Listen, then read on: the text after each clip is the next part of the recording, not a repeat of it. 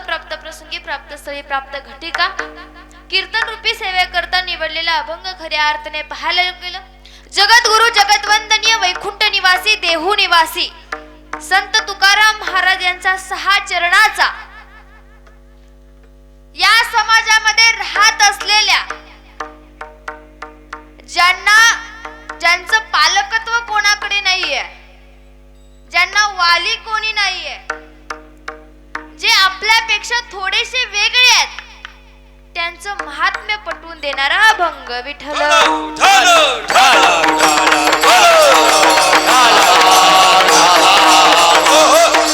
उपस्थित माझ्या माता पित्यानो, खऱ्या अर्थाने अभंगाच्या प्रतिपाद्य विषयाकडे जाण्यापूर्वी सरळ साध्या सोप्या भाषेमध्ये परिहार दिला जातो म्हणजे असा की दिव्यांग दिनानिमित्त पेहे या गावामध्ये सुंदर अशा एक कीर्तन सोहळ्याचं नियोजन पहा. जगताच्या पाठीवर, महाराष्ट्राच्या पाठीवर आजपर्यंत आम्ही ऐकले असेल की कीर्तनाच्या सेवा ह्या प्रत्येक गोष्टीसाठी होतात, पण त्यातल्या त्यात आजचा एक विशेष दिन आहे आणि अशा सुंदर अशा कार्यक्रमाचा, सुंदर अशा उपक्रमानिमित्त साधलेलं हे नैमित्तिक कर्म आहे. लक्षात घ्या, आजचा दिवस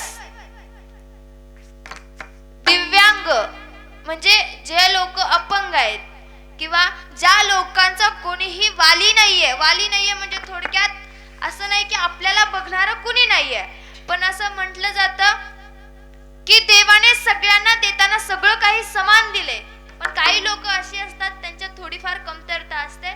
तर अशा लोकांसाठी असलेला आजचा हा विशेष दिन आहे आणि या विशेष दिनानिमित्त विशेष अशा कीर्तन सोहळ्याचं नियोजन, त्याबद्दल तुम्हा सर्व ग्रामस्थांचा, आयोजकांचा आणि संयोजकांचा मी मनापासून आभार व्यक्त करते.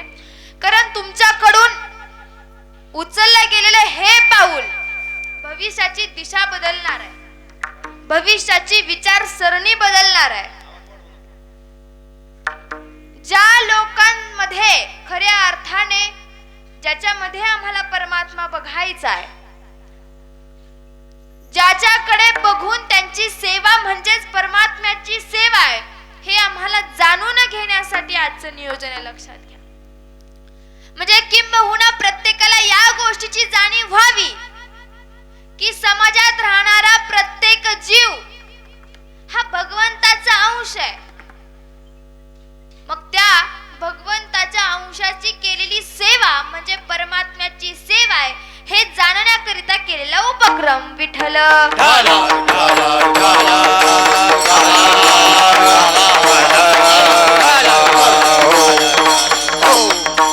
पहा, जगद्गुरु तुकाराम महाराजांचा असलेला हा 6 चरणाचा अभंग. या अभंगातून जगद्गुरु तुकोबा म्हणतात, जे का रंजले गांजले त्यासी म्हणे जो आपुले, तोची साधू ओळखावा देव तेथीच जाणावा.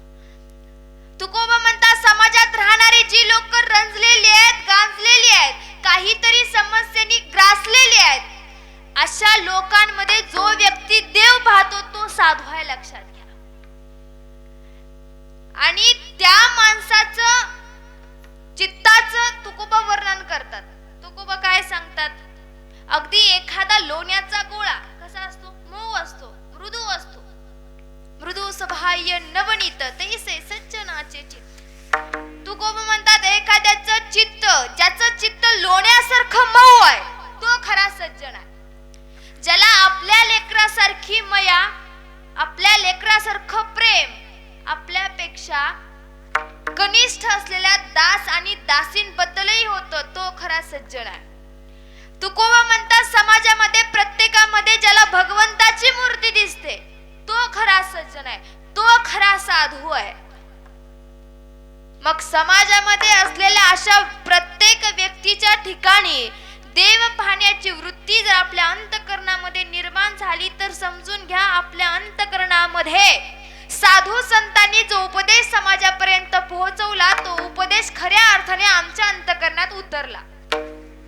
कारण नुसतं शास्त्र वाचून शास्त्रापुरतं देवाची पूजा करणं, भगवंताची पूजा करणं ह्या सगळ्या गोष्टी सोप्या आहेत, पण यातून अनुभव घेऊन समाजातल्या कमी असलेल्या गोष्टींमध्ये ज्याचं प्रेम आहे, ज्याचं तिथं जिव्हाळा आहे, त्याला ते शास्त्र कळतं. लक्षात घ्या,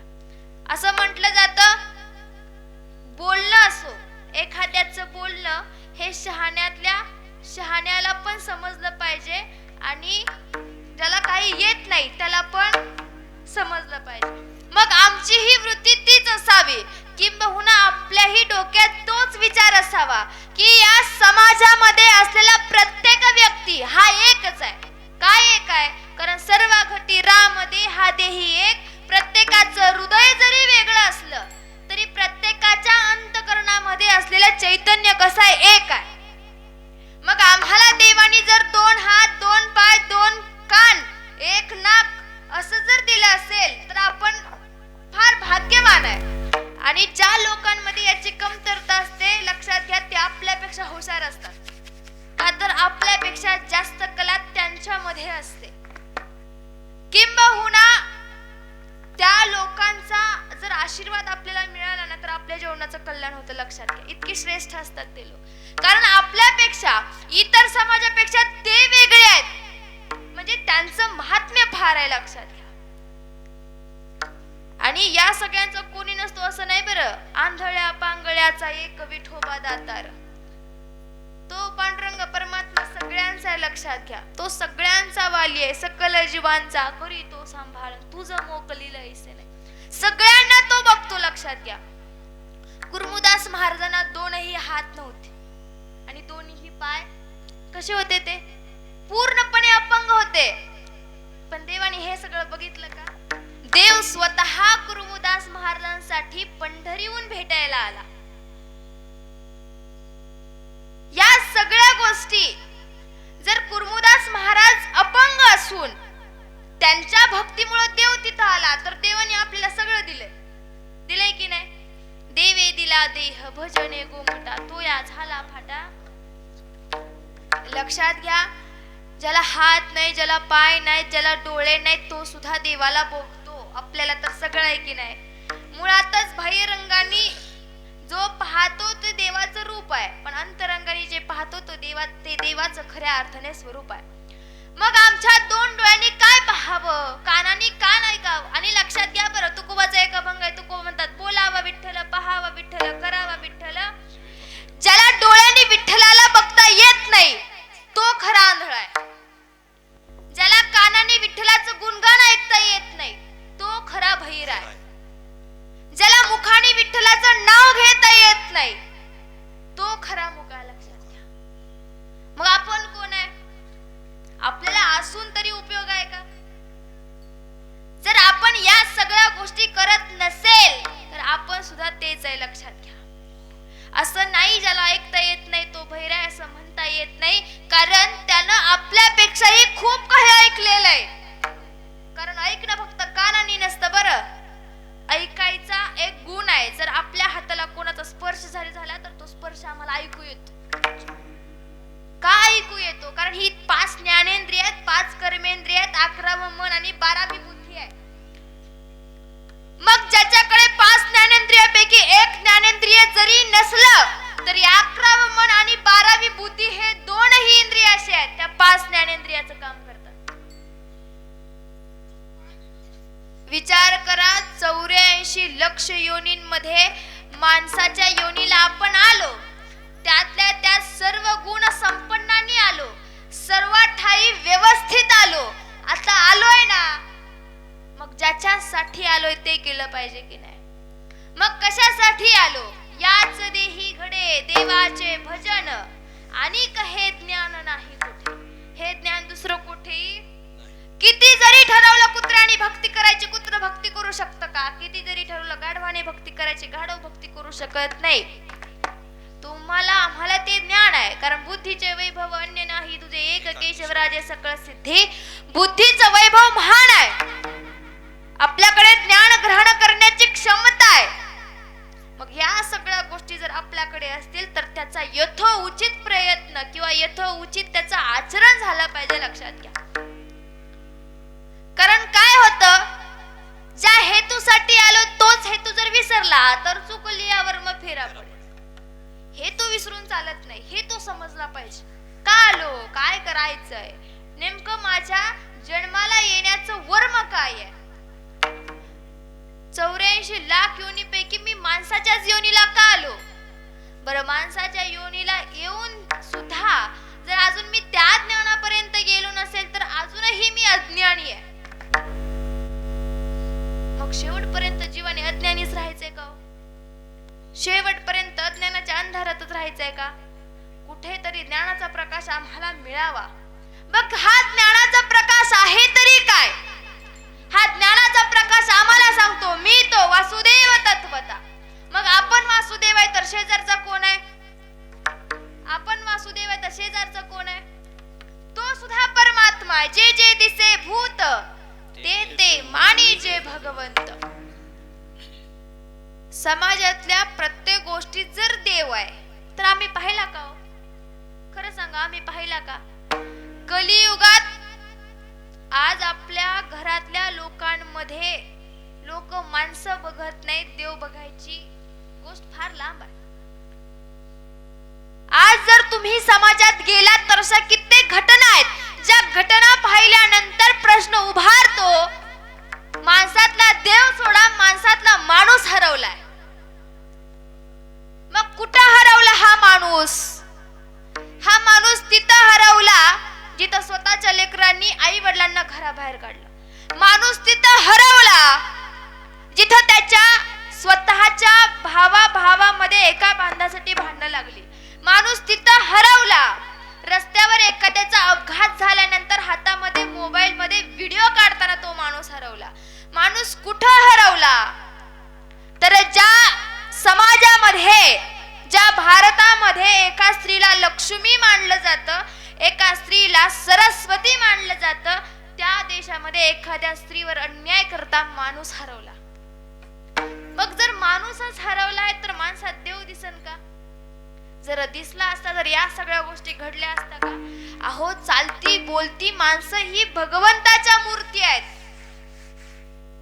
मग समाजात चालत असताना माणसातला देव जर बघायचा असेल, कारण तो कुठं ये रवी सर्वांच्या हृदय देशी मी अमुक आहे ऐसी जे बुद्धी स्पृहे अरनिशी ते वस्तू कामे. मग प्रत्येकाच्या हृदयात देव आहे, प्रत्येकाच्या अंतःकरणामध्ये परमात्मा आहे. तैसा हृदयामध्ये मी रामू असता सर्व सुखास्या रामू की भ्रांती सिकामू विषयावर. मग जर तुमच्या आमच्या हृदयात आहे तर आपण ज्याच्याबद्दल वाईट चिंततो त्याच्यात पण तो आहे. ज्याच्याबद्दल आपल्या मनात द्वेष आहे त्याच्यात पण तो आहे. ज्याच्याबद्दल आपल्या मनात मत्सर आहे त्याच्यात पण तोच आहे. ज्याच्याबद्दल आपल्या अंतःकरणामध्ये सहाही विकार आहेत त्याच्यात पण तोच आहे. लक्षात घ्या. मग हे ज्याला कळालं तिथं वैर राहत नाही, हे ज्याला कळालं तिथं भेद राहत नाही. विष्णुमय जग वैष्णवांचा धर्म भेदा भेद भ्रमा मंगल. भेद संपून जातो. मग कोणत्याही क्षेत्रातला असो, लक्षात घ्या, साहित्यिक असो, आध्यात्मिक असो, कोणत्याही क्षेत्रातला सगळ्या ठिकाणचा भेद संपला जातो. मग भेद संपण्यासाठी काय लागतं? तर दृष्टीमध्ये सम निर्माण व्हावा लागतो. मग दृष्टीमध्ये सम असाच निर्माण होत, दृष्टीमध्ये सम निर्माण होण्यासाठी तेवढं अध्यात्म रक्तात उतरलेलं असावं लागतं. तेवढं भगवंताचं नाम चित्तात असावं लागतं, तेव्हा सम निर्माण होतो. आणि हा सम इतक्या सहजासहजी निर्माण होण्यातली गोष्ट नाहीये. लक्षात घ्या, पाठांतर करून सम निर्माण होत नाही, अनुभव यावा लागतो तेव्हा बुद्धीत सम निर्माण होतो. कारण परमार्थामध्ये काय लागतो? अनुभव लागतो. जिथं अनुभव आहे तिथं परमार्थ आहे. आणि काय होतं की अनुभव म्हणजे काय हो? थोडक्यात अनुभव काय? एखादी साखर जोपर्यंत आपण खात नाही तोपर्यंत कळत नाही गोड आहे. मग समाजाला ओरडू जरी सांगितली तर समाजापर्यंत पोहोचत पण नाही का? तर इथं अनुभव रोकडा लागतो. मग हा अनुभव जर आपल्याही आयुष्यात यावा असं वाटत असेल तर त्या अनुभवाबद्दल आपल्या अंतःकरणामध्ये तळमळ लागते. कै मी उद्धार पावेन, कै कृपा करील नारायण. आपल्या उद्धाराची तळमळ पाहिजे, आपल्या कल्याणाची तळमळ पाहिजे. उद्धार कल्याण हे शब्द प्रपंचासाठी नाही आहेत. लक्षात घ्या, उद्धार म्हणजे मनुष्याच्या जन्माचा उद्धार, संसाराचा उद्धार. संसाराच्या उद्धाराचा विचार 24 तास आमच्या डोक्यात आहे. पण किंबहुना त्या 24 तासातील एक विचार तरी या जन्माच्या उद्धाराचा असावा. का बरं असावा? का असावा? कारण औट हात का मानव देह अल्हाणे तुझ दिया खाया पिया सुख से सोया देह खाणे पिणे झोपणे मौज मजा मस्ती याच्यासाठी नाही दिला, काहीतरी करायला दिलाय. मग काय करायला दिला हो? तुका म्हणे एका मरणाची सरे उत्तमाची उरे कीर्ती मागे. तुकोबा सांगतात, अरे बाबा तू जिवंत असताना लोक तुला किती ओळखतात, यात तुझं श्रेष्ठत्व नाहीये. तू मेल्यानंतर किती दिवस तुझी आठवण काढतात, त्या श्रेष्ठत्व आहे. आज बघा 750 वर्षानंतरही माऊलींचं नाव घेतलं जातं. उगच घेतलं जातं का? 750 वर्षापूर्वी तेवढा माऊलींना अट्टहास सहन करावा लागलाय, तेव्हा 750 वर्षानंतर आज त्यांची कीर्ती आहे. एवढं काय, चंद्र सूर्य ताऱ्यांपर्यंत ही कीर्ती राहील असं म्हणायला हरकत पण नाही. जोपर्यंत माऊलींची कीर्ती आहे तोपर्यंत चंद्र सूर्य ताऱ्यांना राहावं लागेल. 350 वर्षानंतरही तुकोबाची गाथा आज प्रत्येकाच्या घरात आहे. तुकोबाची गाथा आजही आमचा माथा ठीक करते, लक्षात घ्या. म्हणजे एवढे वर्ष झाले तरी आजही त्यांची कीर्ती तशीच आहे. त्याला म्हणायचं जगणं, करून जावे असेही काही, दुनियेतून या जाताना घरीवर यावा जगास साऱ्या निरोप शेवट दे. माणसाचं जगणं असं असावं, शेवटी आपण गेल्यानंतर ऐकणाऱ्याच्याही डोळ्यात टचकिनी पाणी यावं. 350 वर्षानंतर आजही छत्रपती शिवरायांचं नाव काढायची सुद्धा गरज नाही. त्यांचं आजही कार्य तसंच्या तसं आहे. छत्रपती संभाजी महाराज असतील, कितीतरी महापुरुष आहेत, त्यांनी त्यांच्या जगण्याचा उद्धार केला, त्यांनी त्यांच्या जगण्याचं वर्म साधलं. कारण मरावे परी कीर्ती रूपी उरा. माणसाचं मरण सुद्धा आहे ना, मरणाचा सोहळा व्हावा, लक्षात घ्या. नाहीतर आजकाल काही लोक मेलेली पण कळत नाही, तर त्या माणसाला समजलंच नाही की आयुष्य कसं जगायचं. आपण मेल्यानंतर त्या मरणाचा सोहळा व्हावा, एवढं सुंदर आयुष्य, लक्षात घ्या. आणि या आयुष्याशिवाय सुंदर काही नाही बरं. जगाच्या बाजारात एवढं सुंदर आयुष्य आहे, काय कमी आहे आम्हाला? आपल्या डोक्यावर रोज सकाळी बरोबर टायमिंगला उगवणारा सूर्य आहे, त्याला सांगावं लागत नाही उगव म्हणून. रात्री झोपताना चंद्राची शीतलता आहे. आपलं उन्हाळा गेला, पावसाळा गेला, हिवाळा गेला, माणसाला मानवेल तसा प्रत्येक ऋतू आहे, कशाचीच कमी नाहीये. मग एवढं सुंदर जीवन असताना ह्या जीवनाला अधिकाधिक कसं सुंदर बनवता येईल हे माणसाच्या हातात आहे, लक्षात घ्या. बरेच जण म्हणतात की माणसाची परिस्थिती माणसाची मनस्थिती बिघडवते, पण लक्षात घ्या असं काहीही नाहीये. का तर गोरोबा काकांची असेल, चोखोबांची असेल, परिस्थिती वाईटच होती, पण त्यांची मनस्थिती भगवंतावर होती म्हणून आज ते संत पदाला आहेत. नाहीतर काही जणांचं काय होतं, एखादा जर दारू पित असेल तर काय म्हणते, त्याची परिस्थिती तशी, त्याच्यामुळं माणसाच्या मनस्थितीवर परिस्थिती अवलंबून असेल, लक्षात घ्या. तुमची मनस्थिती जर परमात्म्याबद्दल असेल तर तुमचं अंतःकरण आणि तुमच्या आजूबाजूची परिस्थिती सुद्धा त्याच्यावर अवलंबून राहते. माणसाच्या मनावरचा सगळा खेळ आहे, लक्षात घ्या. मग हे जर मन आहे, हे असं मन आहे. आता माणसाचं मन कसं आहे, मन चंचल, मन लोभी, मन लालची. किती उपमा दिल्या, एक तर चांगली आहे का? काय उपमा आहे त्या? पण ह्या मनाशिवाय काहीच घडत नाही, लक्षात घ्या. तुम्ही आम्ही मनाच्या अधीन चालणारी लोक आहे. मनाला आपल्या अधीन करता यायला हवं. कोणतंही कार्य करताना आम्ही कोणाचं ऐकतो? मनाचं ऐकतो. बस म्हटलं, उठ म्हटलं, जेव म्हटलं, सगळं कोण सांगतं? मन सांगतं. एखादी जर गोष्ट आपल्या अंतःकरणापर्यंत जर ती गेली तर ती कोणामुळे जाते? मनापर्यंत जाते. कारण आपलं मन सांगतं मला घर बांधायचं, त्याच्यापेक्षा मला गाडी घ्यायची, आणि त्याच्यापेक्षा मग हे जे मन आहे, ह्या मनाला जर एकाग्र करायचं असेल आणि आपण सांगल तेच आपल्या मनानं ऐकावं असं वाटत असेल तर ठाई प्रसन्न मन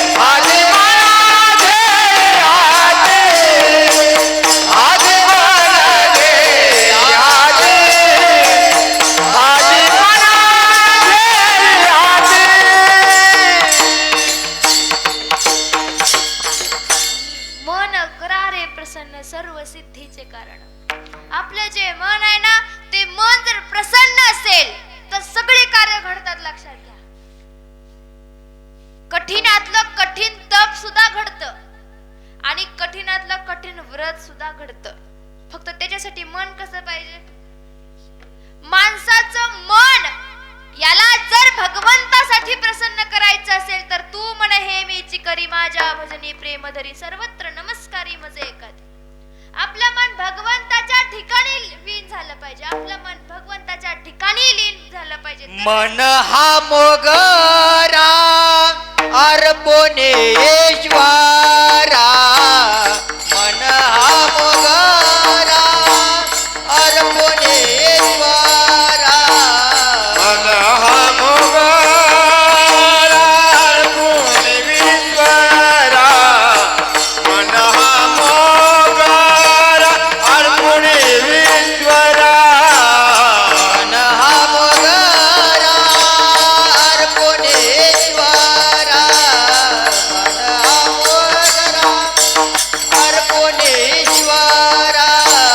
मन हा मोगरा अर्पणेश्वरा, मन हा मोगरा अर्पणेश्वरा, मन हा मोगरा अर्पणेश्वरा.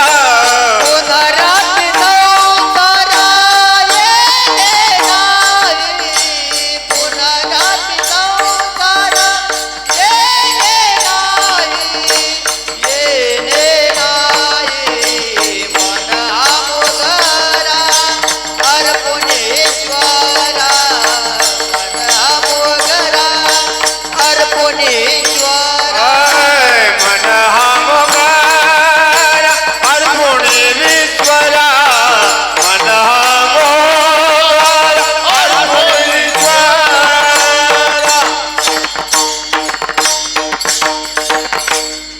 मन हा मोगरा अर्पुणी ईश्वरान पुनरपी संसारा. एकदा जर मन नावाचा हा मोगरा त्या परमात्म्यासोबत एकाग्र केला ना, परत येणे नाही परत जाणे नाही. पृथ्वीचा नियम आहे लक्षात घ्या. उपजयते नासे नासले ते पुनरपी दिसे, हे घटिका यंत्र तैसे परिभ्रमेगा. माऊली सांगता जन्माला येणाऱ्या प्रत्येक गोष्टीचा अंत हा निश्चित आहे. पण जर आपण भगवंत सोबत जर एक रूप झालेलं असेल ना, तर आपण परत येऊ शकत नाही. लक्षात घ्या. कारण या पृथ्वीचा जो नियम आहे त्या नियमामध्ये भगवंताचं नामस्मरण इतकं श्रेष्ठ आहे. त्या भगवंताच्या नामस्मरणानंतर 84 लक्ष योनीचा फेरा संपतो. लक्षात घ्या. मग एवढा अट्टहास कशासाठी आहे? कशासाठी एवढा अट्टहास? अहर्निशी सदा करावा परमार्थ. मग का करावा हा परमार्थ? याचसाठी केला होता अट्टहास. शेवटचा दिस, शेवटचा क्षण गोड व्हावा याच्यासाठी अट्टहास आहे. शेवटच्या दिवसानंतर गोड व्हावा म्हणजे काय व्हावा? शेवटचा दिस गोड व्हावा, शेवटचा दिस गोड व्हावा, शेवटचा दिवस गोड व्हावा, शेवटचा दिवस गोड व्हावा. यासाठी केला होता अट्टहासा, याचसाठी केला होता अट्टहास. शेवटचा दिस गोड व्हावा, शेवटचा दिस गोड व्हावा, शेवटचा दिवस गोड व्हावा, शेवटचा दिवस गोड व्हावा.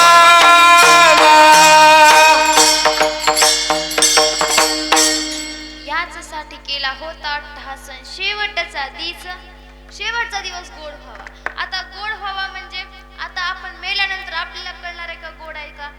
कळणार आहे का सांगा? गोड व्हावा या शब्दाचा अर्थ असा आहे, शेवटच्या क्षणाला या जीवाचं तरुण व्हावं, जीव तरुण जावा. तरुण जावा म्हणजे काय? काय करावं? आयुष्यभर ज्या हेतूसाठी परमार्थ केला ती गोष्ट शेवटला साध्य झाली पाहिजे. लक्षात घ्या. काय होतं, इतकं सोपं नाही की आयुष्यभर प्रपंच करायचा आणि शेवटी राम आठवायचा. एवढं सोपं आहे का? आयुष्यभर एकमेकाचा द्वेष करायचा, आयुष्यभर एकमेकाला मत्सर करायचा, एकमेकाला शिव्या द्यायचा आणि शेवटी रामाला आठवायचं. एवढं सोपं? आम्ही ऐकलं आजा मिळा तरला, नुसता नारायण म्हटलं तर आजा मेळा उद्धरिला चोखा मुक्तीस गेला. पण लक्षात घ्या, आजा मेळची गोष्ट वेगळी आहे ना आपली. आपलं इतकं पुण्य नाही की आपण अशी माणसं आहे, पावला पावलावर पाप करणारी माणसं आहे. आपल्या नकळतही पाप घडतं आणि आपल्याला कळून सुद्धा आपण पाप करतो. मग अशी आपली गती आहे. मग शेवटला इतकं सोपं आहे का? अहो 100तला एखादाच तरतो, पण 100तला एखादा आपण व्हावं ही तळमळ असावी. त्या 100तला एक जण मी असावा. बरं मला सांगा, ही तळमळ ज्याला नाही त्याला परत यायचंय का इथं? बरं ज्याला परत इथं यायचंय, मग त्यानं आयुष्यभर ज्याला इथं यायचंय त्याला असं वाटत असेल हे सगळं सुखाचं आहे, मग तो अजूनही अज्ञानी आहे. तो अजूनही अशाश्वत असलेल्या गोष्टीत अडकलाय. तो अजूनही याच भ्रमात आहे की हे खरं आहे. माऊलीने ओढून सांगितलं, लटिका व्यवहार सर्व हा संसार वाया येर झार हरविल. माऊली सांगतात लटकाय खोटाय संपणार आहे, नाश पावणार आहे. मग माऊलींनी सांगून सुद्धा आम्हाला समजलं नाही हा लटकाय. हा मग खोटा असणारा संसार, लटका असणारा संसार ज्यात काही सारच नाही, पण आपण त्याला धरून बसलो की नाही. आपली अवस्था कशासारखी माहित का? बेडकासारखी आहे, बेडकासारखी. माऊलीने सांगितलं का कमल कंदा आणि दरदुरी नांदिनुके एकेची घरी परी परागो सेविजे भ्रमरी जवळीला चिखलू चिवरे. माऊली सांगतात कमळाच्या फुलाच्या शेजारी चिखलात बेडूक आहे, पण बेडकाला कमळाच्या फुलाचा मकरंद कधी घेताच आला नाही. लांब असणारा भुंगा मकरंद घेऊन गेला. आपली तीच अवस्था आहे. आपणही त्याच बेडकासारखं चिखलात अडकून पडलोय, पण जवळ असलेल्या भगवंताचा मकरंद आम्हाला घेता आला नाही. आपली अवस्था त्या गोचडासारखी आहे. पाहे बा दूध पवित्र आणि गोड पासी त्वचेची परी अव्वेरोणी गोचिडा शुद्ध काय नाही. माऊली म्हणतात संसारातले तुम्ही आम्ही गोचिड आहे का? तर गोचिड कुठं असतं? गाईच्या काशीच्या तिथं असतं, पण त्याला दूध पित नाही. ती काय पित? अशुद्ध असं रक्तच पित. आपली अवस्था तीच आहे. एकीकडे शुद्ध असणारा निर्गुण निराकार परमात्मा आहे आणि एकीकडे अशुद्ध रूपी असणार हा लटका संसार आहे. पण आम्हाला काय घ्यायचंय? आम्हाला संसारच घ्यायचा आहे. ही आपली व्यथा आहे. आपली अवस्था यासारखी झाली. म्हणून नामदेवराय सांगतात बाबा लय काय करू नको, संसारी असावे असोनी नसावे, भजन करावे वेळोवेळ. लय काय करू नको. संसार सोड म्हणला तरी तू सोडणार नाही. बरं लक्षात घ्या, संन्यासापेक्षाही गृहस्थ आश्रमात राहून भगवंताची भक्ती करणारा कधी पण श्रेष्ठ आहे. लक्षात, कारण तो कर्मापासून पळत नाही. मग तुम्ही आम्ही कर्मापासून पळालोय का? बरं किती जरी कोणी म्हटलं तरी कर्म थांबत नाही. लक्षात घ्या, कानाने ठरवलं नाही ऐकायचं, कान ऐकतातच. नाकाने ठरवलं नाही श्वास घ्यायचा तरी श्वास घेतलाच जातो. जर डोळ्याने नाही बघायचं ठरवलं तरी दिसलंच जातं. कर्म थांबत. मग आपण गृहस्थ आश्रमात राहून कर्म करून जर भक्ती करत असेल तर त्याच्याहून श्रेष्ठ काही नाही. लक्षात घ्या, जवळ असणारे सावतोबा कांदा मुळा भाजी अवघी विठाबाई, त्यांनी कांद्यात देव बघितला. एकनाथ बाबांनी गाढवात देव बघितला. नामदेवाने कुत्र्यात बघितला. आम्हाला माणसात तरी दिसावा. आणि तुकोबा म्हणतात तोच देव रंजलेल्या आणि गांजलेल्या लोकांमध्ये बघ. जे करंजले गांजले, जे करंजले गांजले, गांजले, जे करंजले गांजले, जे करंजले गांजले, जे करंजले गांजले, जे करंजले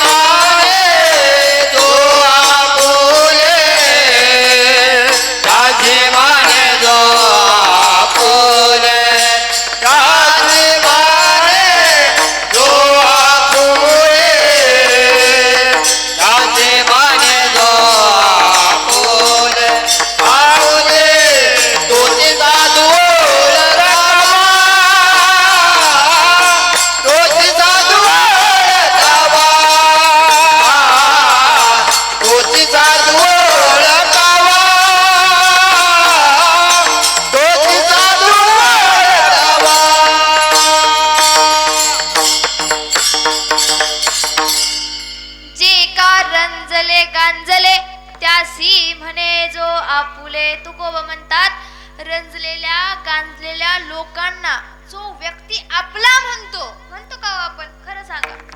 आज कितीतरी लहान लेकरं अनाथ आश्रमात आहेत, कितीतरी वयोवृद्ध आजी आजोबा आज वृद्ध आश्रमात आहेत, पण आपण कधीच तिकडे गेलो का?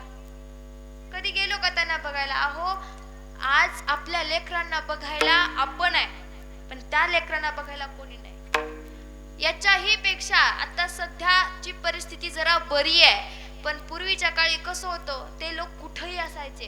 पण आता आपल्याला जर असं वाटत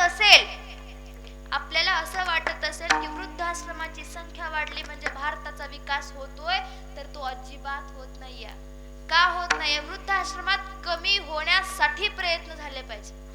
आपले प्रयत्न कशासाठी आहेत?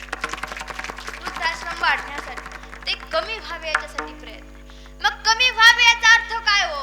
प्रत्येक लेकराला मला सांगा, एक लेकराला म्हणजे 8 लेकराला एक वडील सांभाळू शकतो, 8 लेकराला, पण एका वडिलाला 8 लेकर सांभाळू शकत नाही. एका आईनं त्या काळात 3 रुपये रोजगारानं 8-8, 9-9 लेकरं सांभाळली. आज सध्या एवढी चांगली परिस्थिती आहे, पण त्या एका आईला ही लेकरं सांभाळू शकत. मग हे कुठेतरी कमी झालं पाहिजे. पहा, ज्ञानाने शिक्षणाने या सगळ्या गोष्टी लोक खूप पुढे गेली, चांगली गोष्ट आहे, पण या सगळ्यात पुढे जाण्यात आपली संस्कृती, आपली परंपरा, आपली भूमी, आपली माती, आपली माणसं विसरून चालत नाही. माणसानं किती जरी मोठं झालं तरी आपल्या मातीशी त्याचं नातं घट्ट पाहिजे, आणि ज्याचं नातं आपल्या मातीशी घट्ट असतं तो कधीच आपल्याला विसरत. कारण मातृदेव भव पितृदेव भव ही संस्कृती आपली आहे. आपल्या याच समाजात आईला देव म्हटलं जातं, आपल्या याच समाजात वडिलांना देव म्हटलं जातं, आपल्या याच समाजात अतिथी देव भव सुद्धा म्हटलं जातं, पाहुण्यांना सुद्धा देव म्हटलं गेलं, लक्षात घ्या. मग ही ती भारताची संस्कृती असताना, ही तीच भारताची परंपरा असताना, आज समाजामध्ये ज्या गोष्टी घडतात त्या का घडतात? लक्षात घ्या, आपण डोळ्यांनी पाहतोय फक्त, पण त्याच्यावर काही करत. आणि जे लोक पाहून सुद्धा दुर्लक्षित करतात त्यांच्याहून अंध कोणी नाही, लक्षात घ्या. जे लोक त्या गोष्टी एका कानाने ऐकतात, दुसऱ्या कानाने सोडून देतात, त्यांच्यासारखा दुसरा कोणीही बहिरा नाही, लक्षात घ्या. नुसतं वरवरचं ऐकायला येणं, वरवरचं बघणं, या सगळ्या गोष्टी आम्हाला जरी वाटत असतील ना, तर ह्या फार काळ टिकणाऱ्या नाहीयेत, लक्षात घ्या. अहो, आपण या समाजाचं देणं लागतो. वीर सावरकर सांगायचे, या देहाकडून देवाकडे जाताना देश लागतो, आणि त्या देशाचं तुम्ही आम्ही देणं लागतो. मग आम्हाला द्यायचंय समाजाला. आजपर्यंत फक्त घेणं चालू आहे, लक्षात घ्या, पण दिलं पाहिजे. आपल्याला निसर्गातून प्रत्येक गोष्ट मिळते, लक्षात घ्या. मिळते की नाही? झाडानं आजपर्यंत आपल्याला सगळं दिलं, पण त्यानं कधी अपेक्षा केली का कशाची? आजपर्यंत या पृथ्वीवरच्या सगळ्या नैसर्गिक गोष्टींनी आपलं पोट भरलंय, पण त्याच्या बदल्यात कधीच काही मागितलं नाही. पण याच्या बदल्यात आपण पृथ्वीला सोडा, पृथ्वीमध्ये राहणाऱ्या माणसांना सुद्धा काही दिलं नाही. कारण स्वतःच्या पलीकडे जाऊन कधी दुसऱ्याचा विचार करणं आम्हाला जमलंच नाही. जमलं का हो? कधीच जमलं नाही. का तर स्वतःचाच विचार अजून संपला नाही, स्वतःच पोट अजून भरलं नाही, स्वतःच मन अजून भरलं नाही. मग समाजाचा विचार येईल का आमच्या डोक्यात? समाजाचा विचार डोक्यात येण्यासाठी अंतःकरण साधूचं असावं लागतं. कसं असतं साधूचं अंतःकरण? साधूचं अंतःकरण असं असतं, एक वेळ स्वतःच्या जीवनाचं कल्याण नाही झालं तरी चालेल, पण समोरच्याच्या कल्याण झालं पाहिजे. तुकोबांनी 64 लाखांची जहागिरी घाण ठेवली. विचार केला का? आज आपण 100 रुपये सुद्धा देणार नाही महाराज. दिल का एखाद्याला? सध्याची परिस्थिती आहे. नाही, आम्हाला तुकोबा नाही व्हायचं, नाही आम्हाला सगळी प्रॉपर्टी द्यायची नाही, पण किंबहुना आपल्या 1000 रुपये मधील 50 रुपये जर एखाद्या गोरगरिबाचं त्यानं कल्याण होत असेल, तर ते 50 रुपये 5 लाखापेक्षा सुद्धा श्रेष्ठ आहेत, लक्षात घ्या. पैशाला किंमत नाहीये, तो पैसा कुठं, कसा आणि कोणाच्या उपयोगाला जातोय त्याला किंमत आहे. आपल्या हौस पूर्ण करण्यासाठी माणसाने जगावं. बरं, हौस पूर्ण करू नये असं नाही, सगळ्या हौस पूर्ण कराव्या. आपल्याला वाटतं ना आपल्या लेकराचा वाढदिवस मोठा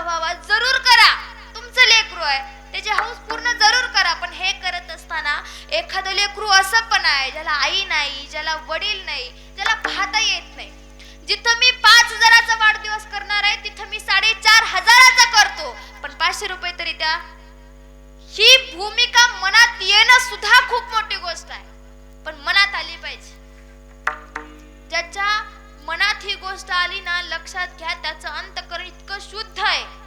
आणि त्याचंच अंतःकरण शुद्ध असतं ज्याच्या अंतःकरणामध्ये प्रेम असतं. आणि प्रेम काय आहे? जगात सगळ्यात श्रीमंत माणूस तोच आहे बरं, जो प्रेमाने भरलेला आहे. मग ते प्रेम फक्त स्वतःपुरतं नसतं, समाजासाठी असतं, दुसऱ्यासाठी असतं. माझ्यामुळे समाजाचंही भलं व्हावं, माझ्यामुळे इतरांचंही भलं व्हावं, ही प्रेमाची व्याख्या आहे. साने गुरुजी सांगायचे, खरा तो एकची धर्म जगाला. प्रेम देता आलं पाहिजे तर प्रेम मिळतं. कारण पहा कसं आहे, जेवढ्या वेगाने तुम्ही, एक लॉ आहे विज्ञानाचा, जेवढ्या वेगाने तुम्ही एखादा चेंडू भिंतीवर माराल त्याच वेगाने तो बाहेर येतो. जेवढा इनपुट द्याल तेवढाच इनपुट तुम्हाला मिळतो. मग तुमच्या जगण्याच्या बाबतीत पण तेच आहे. जेवढं द्याल तेवढं घ्याल, जेवढा अपमान द्याल तेवढा अपमान मिळवाल, लक्षात घ्या. जेवढा एखाद्याचा रागराग कराल तेवढा राग आपल्याला मिळेल. आणि जेवढं एखाद्यावर भरभरून प्रेम कराल तेवढं प्रेम तुम्हाला मिळेल. आणि ज्याला सगळ्यात जास्त प्रेम मिळतं तो खरा वैभवशाली माणूस आहे, लक्षात घ्या. नाहीतर आज अशी काही लोक आहेत ज्यांच्याकडे खूप संपत्ती आहे, खूप वैभव आहे, पण त्या माणसाकडे बघितलं की लोक पाठ फिरून जातात. आहेत अशी लोक समाजात. मग त्या लोकात आपल्याला व्हायचं नाही. आपली एक झोपडी असू द्या, पण समोरचा येणार आपल्याला राम राम घातलाच पाहिजे असा स्वभाव असावा. माणसं कमवत चला, का माहिती? जसं झेंडूचं फुल असतं, झेंडूचं फुल जर आपण एकात एक घातलं तरच त्याचा हार होतो, अन्यथा होत. माणसाचं तसंच आहे. जसं त्या झेंडूच्या फुलाला सुई टोचून घ्यावी लागते, तसं माणसालाही टोचून घ्यावं लागतात समाजातल्या गोष्टी. तेव्हा माणसाने माणूस जोडून जोडून त्याचा एक समाज तयार होतो, एक नातं तयार होतं. पण त्याच्यासाठी टोचलं पाहिजे. सगळ्याच गोष्टी सहज मिळतात का? आणि सहज मिळालेल्या गोष्टीची किंमत नसते, आणि सहज मिळालेली गोष्ट श्रेष्ठ पण नसते, लक्षात घ्या. जी गोष्ट खूप मेहनतीने मिळते, जी गोष्ट फार त्रासाने मिळते, जिच्यासाठी संघर्ष केलाय, जी गोष्ट मिळाली ना तर तो आनंद वेगळा असतो, लक्षात घ्या. सहज मिळालेल्या गोष्टीचा जीवाला आनंद नसतो. एखाद्याचं जर व्यक्तीचं आता उदाहरण घ्या, एखाद्याची परीक्षा आहे, परीक्षेसाठी जर त्यानं नुसता जाऊन पेपर दिला, त्याला जर त्यातलं काही नाही आलं तर त्याला काहीच वाटत नाही. पण एखाद्याने रात्रंदिवस अभ्यास केलाय आणि जर त्याला त्यातलं सगळं आलं तर त्याच्याहून मोठा आनंद.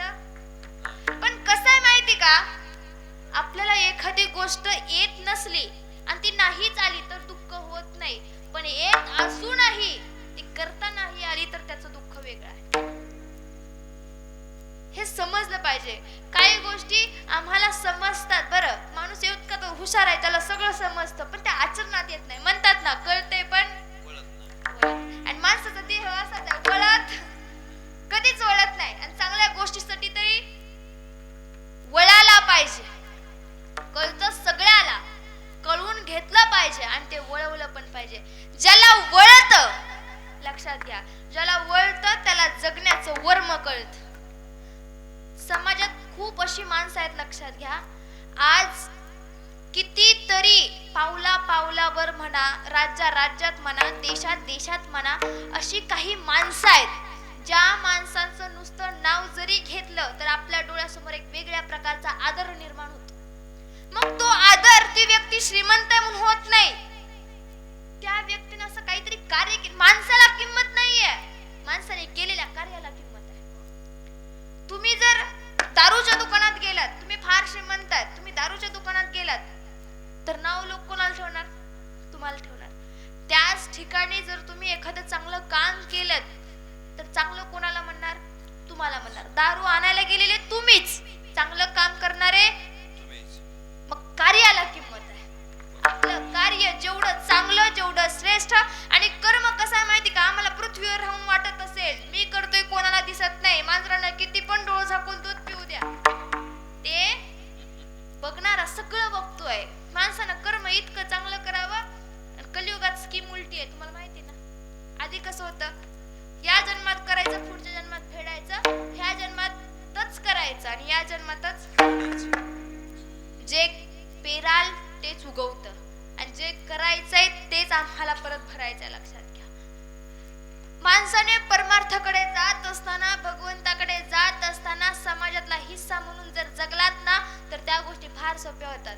आता वारीला जाणारे वारकरी सगळ्यालाच तिथं देव दिसतो असा नाही, पण चालता चालताना एकमेकाला माऊली म्हटलेला शब्द सुद्धा पांडुरंग भेटल्याचा आनंद आहे.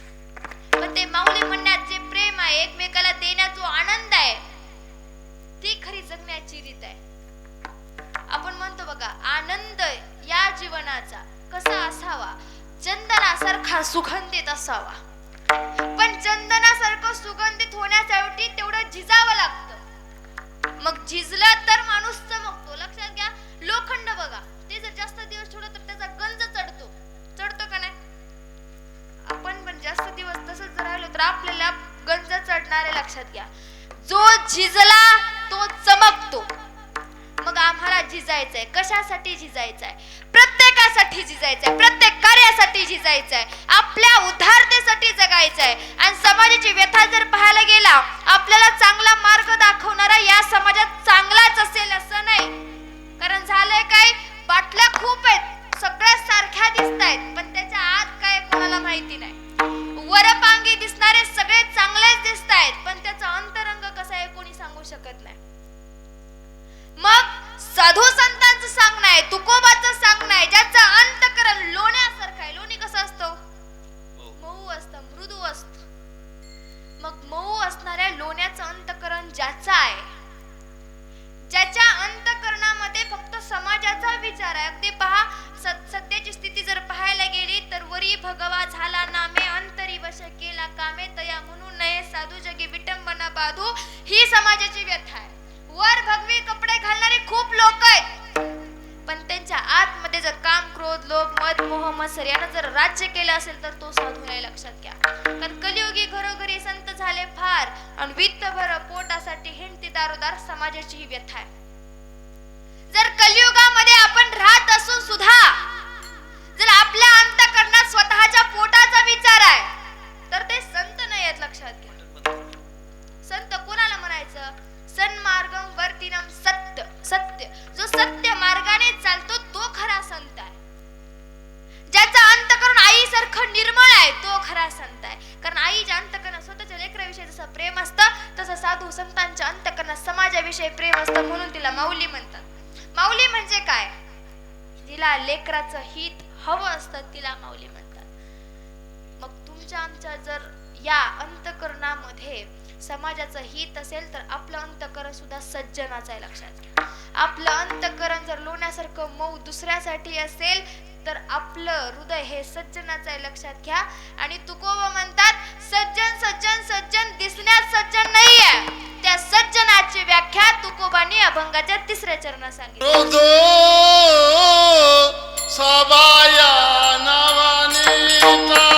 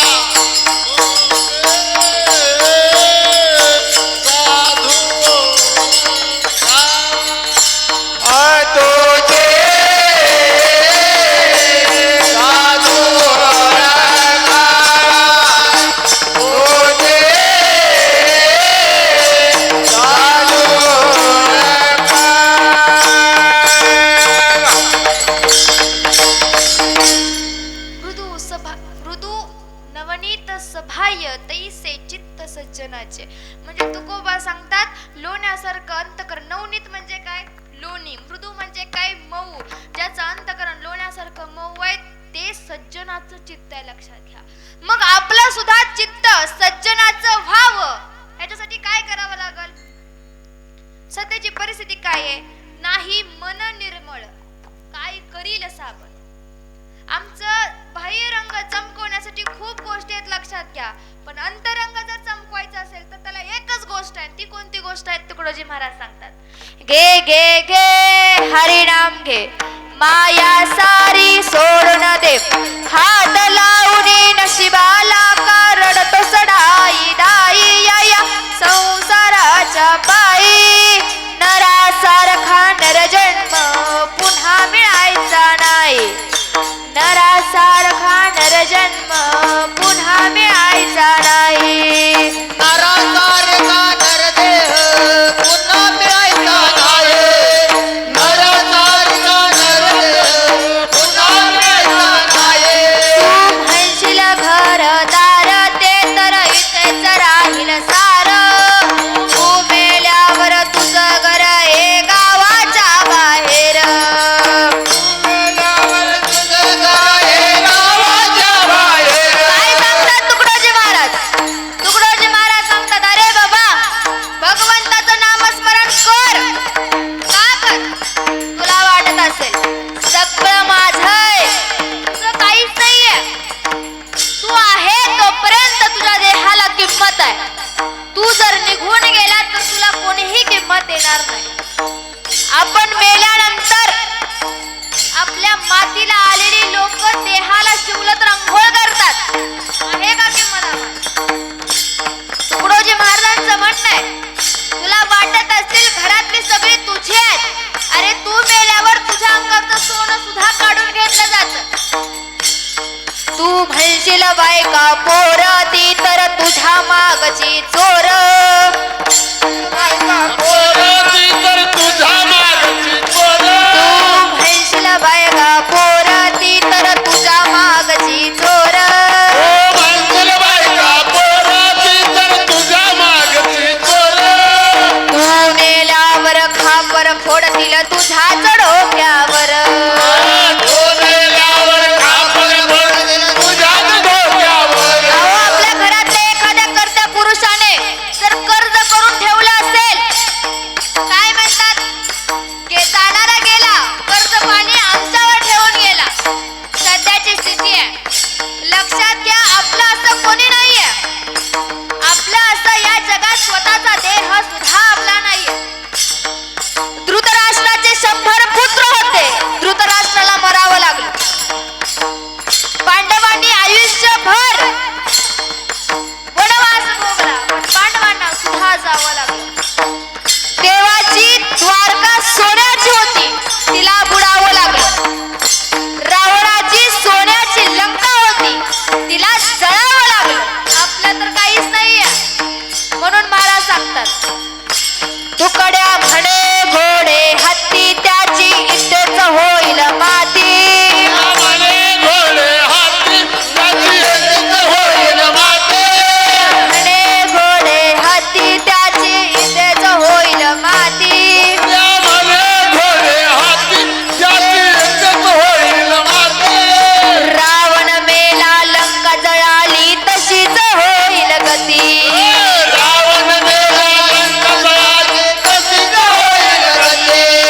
रावण मेला लंका जळाली तशीच होईल गती. रावण मेला लंका जळाली तशीच होईल गती. पण अशी गती होऊ नये म्हणून काय करावं? गे गे गे हरिनाम घे, माया सारी सोडून दे, हात लावून नशिबाला का रडतोस ढाई ढाई या संसाराच्या बाई. नरासारखा नरजन्म पुन्हा मिळायचा नाही, नरासारखा नरजन्म पुन्हा मिळायचा नाही.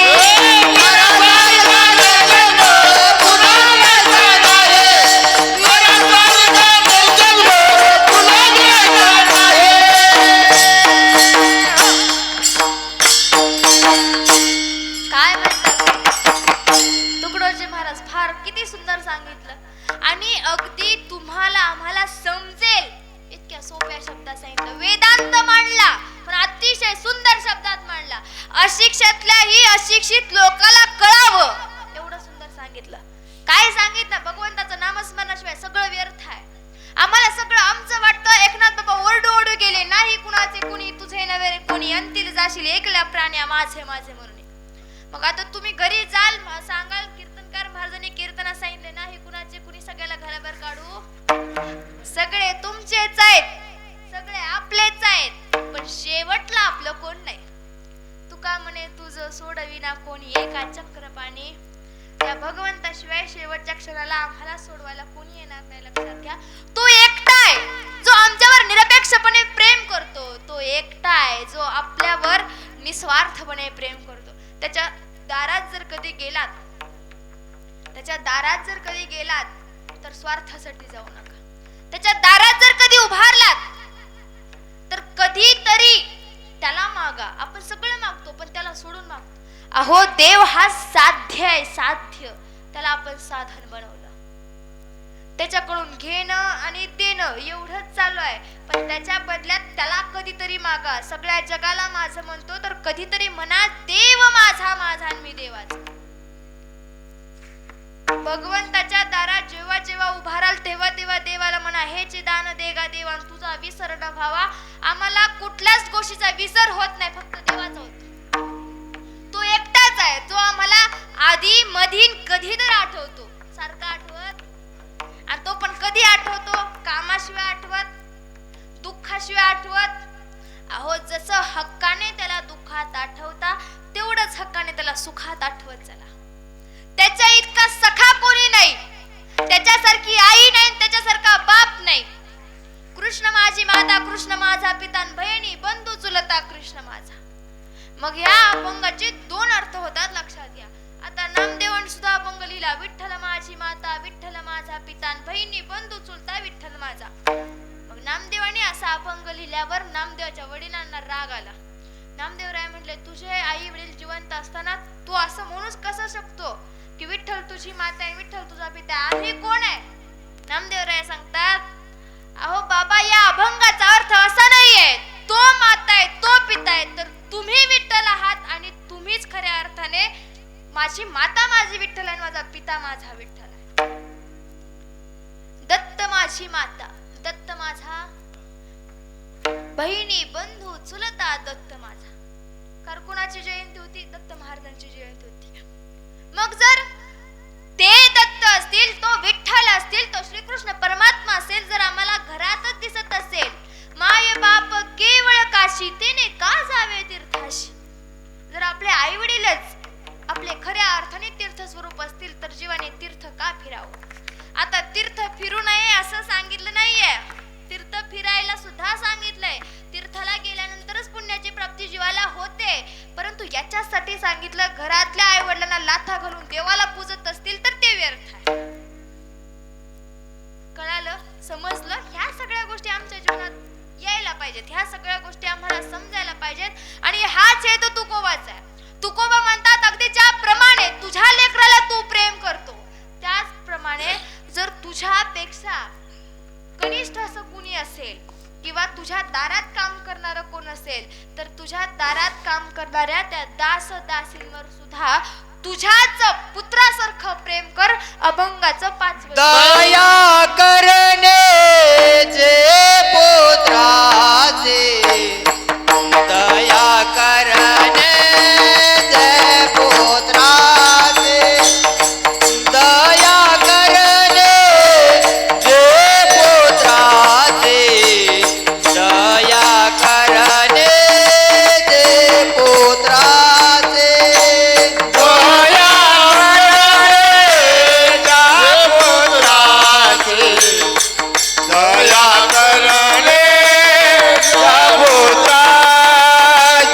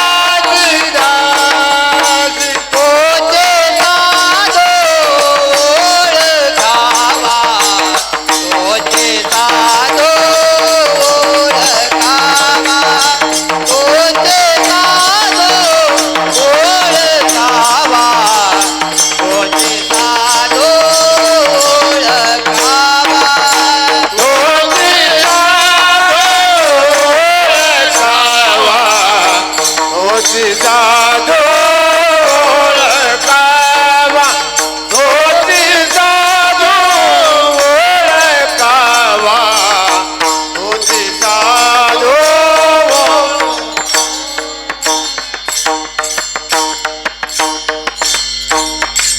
तुकोबरा आम्हाला सांगतात अगदी ज्याप्रमाणे स्वतःच्या पुत्रावर प्रेम करतात त्याच प्रकारे ज्या समाजामध्ये अशी काही लोक आहेत त्या लोकांना जो व्यक्ती हृदयाशी धरतो, जो व्यक्ती अशा लोकांवर आपल्या पुत्रासारखं निस्वार्थ निर्मळ असं प्रेम करतो, त्याच्या चित्ताइतकं शुद्ध काही नाहीये. त्याच्या चित्तामध्ये तेवढं प्रेम आहे, त्याच्या चित्तामध्ये तेवढी भावना आहे. आणि हे चित्त निर्मळ व्हावं, तुका म्हणे चित्त करा रे निर्मळ, येऊनी गोपाळ राहे तेथे. मग चित्त निर्मळ करायला काहीच लागत नाही, लक्षात घ्या. पण चित्त ही अशी गोष्ट आहे, या चित्तामुळे जर आपलं चित्त जर एखाद्या वाईट गोष्टीवर असेल तर तुमच्या देहाने जरी पाप नाही केलं तरी ते पाप आहे. का तर आपल्या चित्ताने ते पाप केलेलं आहे. मग आपल्या चित्तामध्ये जर शुद्ध सात्विकता असेल तर खऱ्या अर्थाने तिथं भक्ती घडते, लक्षात घ्या. आणि मुळातच भक्तीसाठी कुठलं वय लागत नाही. लागतं का? आता जुन्या लोकांनी काय अटी घालून दिल्या की परमार्थ कोणी करावा? पार उतार वयात आलेल्या लोकांनी करावा. देवाला आपण सुकलेलं फूल सुद्धा वाहत नाही, वाहतो का? पण चेहऱ्यावर सुरकुत्या पडलेल्या माणसाने देवाची पूजा करायची, बाकी नाही. अजूनही काही ठिकाणी असं म्हटलं जातं खाण्याच्या पिण्याच्या वयात माळा घालाव्या का? अहो, परमार्थासाठी वय आडवं येत नाही. मुळात आपण भजन शिवाय देख मनुष्य जात सगळं ते भावता भजनाशिवाय झाले असे केवळ माझे ठाई.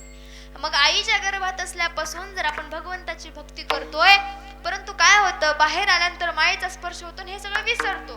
पण हे सगळं विसरल्यानंतर परत एकदा जुळवून यावं याच्यासाठी संतांचा अट्टहास आहे. पण संतांचा अट्टहास जर पूर्ण व्हावा असं वाटत असेल तर संतांचं जीवाला लाडकं व्हावं लागतं. मग लाडकं कधी होतं? लाडकं झाल्यावर होतं काय? आपण सगळे चुडा घालतो, बायका चुडा घालतात का नाही? आताच्या घालत नाही ती एक वेगळं, पण घालतात ना. त्या चुडाचं कसं असतं, फुटला की संपला. पण तुकोबा सांगतात, ज्या दिवशी तुम्ही ज्ञानबोधाचा, आत्मबोधाचा, विवेकबोधाचा आणि सदबोधाचा चुडा घालाल तर तो कधीही नाश नाही पावणार. का तर तो अक्षय असतो. अक्षय म्हणजे ज्याचा कधीही क्षय होत नाही असा तो. मग असा चुडा घातल्यानंतर होतं काय, तर 84 लक्ष योनींवर आपला फेरा बसतो. 84 लक्ष योनींवर फेरा बसतो म्हणजे तो ज्ञानबोध धारण केल्यामुळं, बोध बोधाचा शृंगार केल्यामुळं. आणि तुकोबाने एका अभंगात सुद्धा सांगितलं बघा, बोध मुराळी शृंगारीला, अहो बोध मुराळी शृंगारीला, आणि 84चा सिक्का केला.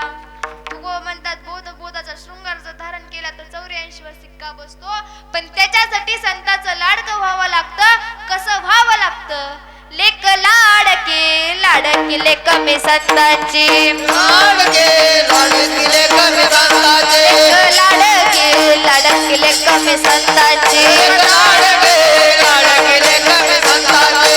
माझवर कृपा बहुतांची, माझवर कृपा बहुतांची, माझवर कृपा बहुतांची.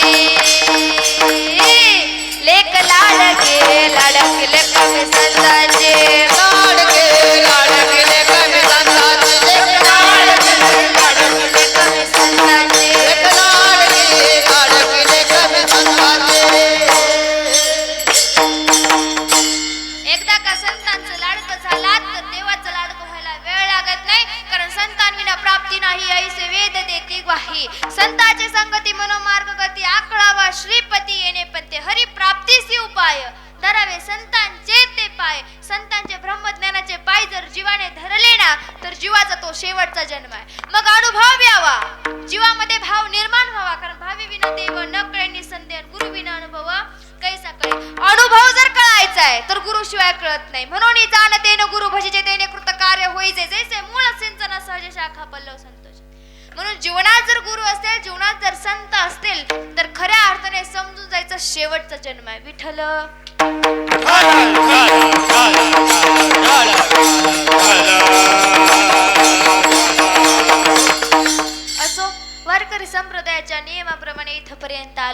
आता सर्वांनी देवाने दिलेले सुंदर असे हात, ज्याला आहेत त्याने घ्या, ज्याला नाहीत सगळ्यालाच आहेत की नाही? जो असूनही घेत नाहीत त्याला हात नाहीत असं समजलं जातं. तर सर्वांनी सुंदर असे हात वर घ्या, पांडुरंग परमात्म्याचं चिंतन करा. विठोबा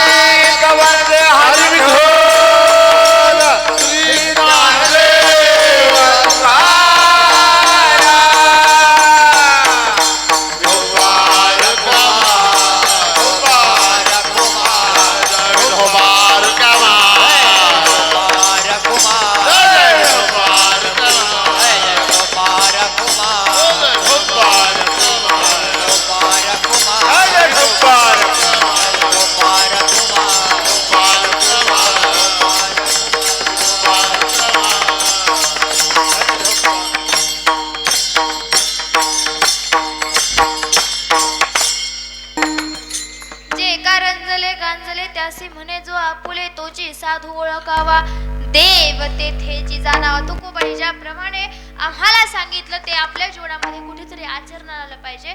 पहा, हे प्रहार दिव्यांग दिनाचे जे संस्थापक आहेत ते महाराष्ट्राचे राज्यमंत्री माननीय बच्चूभाऊ कडू.